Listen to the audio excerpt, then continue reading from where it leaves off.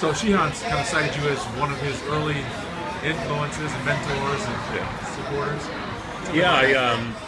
I've known Shihan since sometime, I think, in the mid or late '90s, and we just kind of like kindred spirits. He was he's a brother with a lot to say, and he's quite articulate, and we all help each other. Meaning the folks that came before me help me, the folks here with me help me, the folks coming after me help me, and so Shihan and the Poetry Lounge is just part of the great continuation of this global storytelling that we're all embarked upon. What can you tell us about him? This is not about Shihan, but we don't know a lot about what Shihan was like as a young poet. Oh, what Shihan was like as a young poet. Well, this was before the transplants, the hair plugs, and he's a little shy, and he kept doing these homemade mop videos of Ice Baby, and that was the part where he had a disconnect as a poet, because I kept saying, not so much. That's not really going to fly with the brothers. And so when he dropped the gimmicks, he got good. And in all honesty, all kidding aside, one of the things that I really do like and admire about Shihan, I saw this, from the start of when we knew each other, was that he was committed to attempting to be authentic, as opposed to being committed to something else. And that was true and foundational in his work many years ago. And as I've seen it, it has remained true of his work over time. You're a veteran of the scene in LA, so tell us about what you've seen in terms of the arc of the Poetry Lounge. Well, the arc of the Poetry Lounge that I've observed has been really pretty fascinating. It's unique in what it has been able to accomplish in terms of consistently bringing broad audiences of young people. I mean, if you were at the theater tonight, there are voices, from many different places in the world, not just LA. And the fact that they've been able to sustain it, that only comes from community and a real sense of community. And you hear the love and affection that this community has for this space when they touch stage.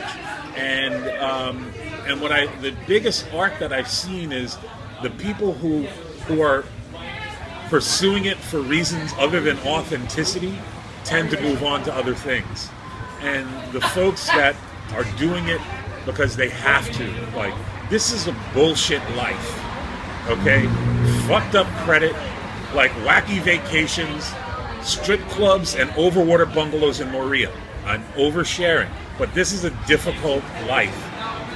You don't even really necessarily want it, it's just that you don't have a choice. It's like what I do with art is the same thing for me as breathing. And that's not an exaggeration, because most of the people I grew up with are dead or in jail. Most of my family members are dead or in jail.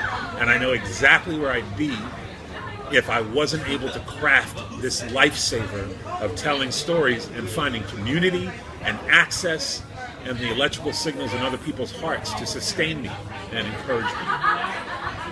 Now, I'm guessing when Philip Glass was doing Toyota Scotsy and when you were doing poetry 20 years ago, neither one of you thought that you would meet. So what's hard about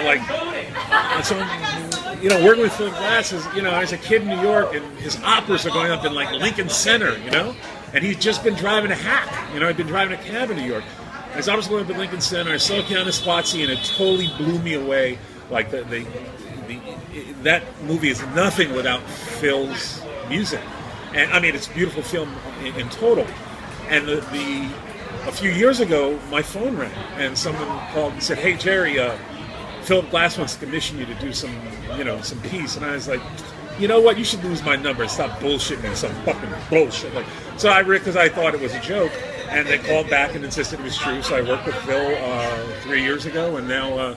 This is the first movement of this opera called Whistleblower. I'm very excited about it, and in all honesty, working with Phil previously was the best artistic experience of my life. And I hope that one day someone says that about me. Well, obviously it says something dope about you, but what does it say about how far spoken word has grown? Yeah, I think that it is.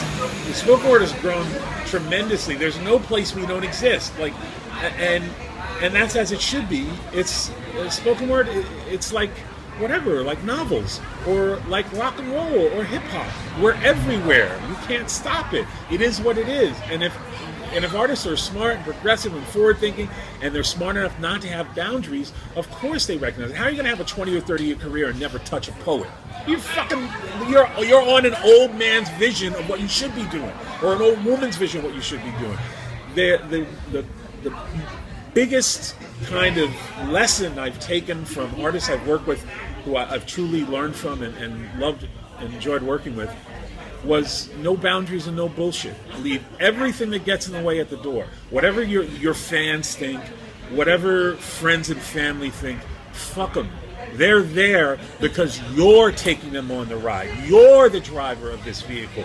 You are a culture maker. There's a reason that the despots kill us first in the revolutions. The students and the poets were the first in front of the firing squads. There's a reason. Because your generosity of spirit, heart, observation, and imagination applied to a poetic form makes you intensely dangerous. Stay on. Perfect. Thank you, sir. You're very welcome. I really enjoyed that.